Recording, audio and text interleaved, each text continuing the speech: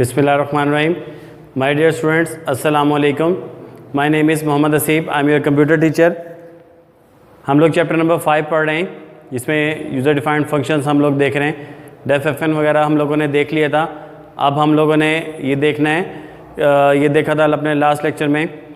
File क्या होती है, सिक्वेंशियल फ़ाइल में डाटा को किस तरीके से एक्सेस किया जाता है. तरतीब के साथ जब हम डाटा को एक्सेस करेंगे उसे कहेंगे सिक्वेंशियल एक्सेस, और जब बगैर तरतीब के डायरेक्टली हम किसी चीज़ तक एक्सेस पहुँच करेंगे उसे हम लोग डायरेक्ट एक्सेस या रैंडम एक्सेस कहते हैं. ठीक है. फिर हम लोगों ने देखा था किसी भी फाइल को प्रोसेस करने से पहले ज़रूरी है कि हम उसको ओपन करें. अगर हम उसको ओपन नहीं करते तो हम उस फाइल को एक्सेस नहीं कर सकते.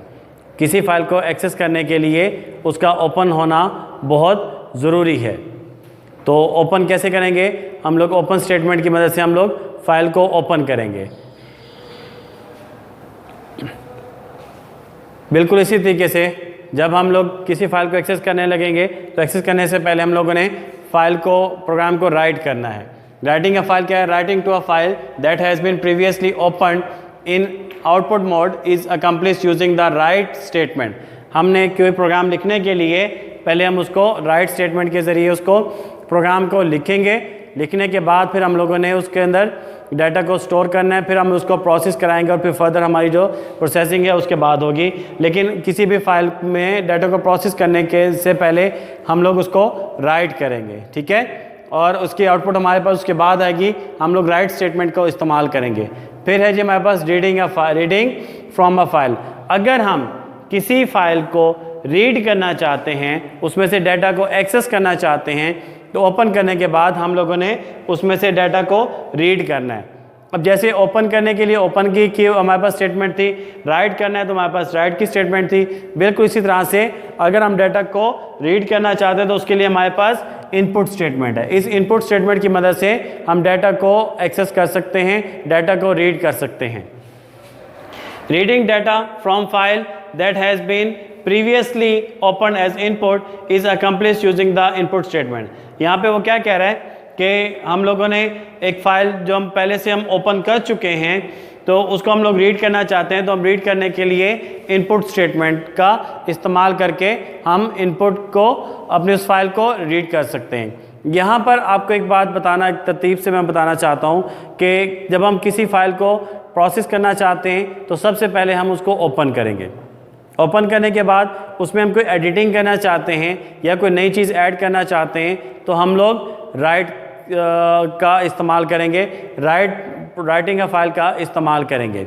और इसी तरह से अगर हम उसमें किसी फाइल को रीड करना चाहते हैं तो रीड करने के लिए भी हमारे पास एक स्टेटमेंट है, जिस स्टेटमेंट को हम लोग कहते हैं इनपुट स्टेटमेंट.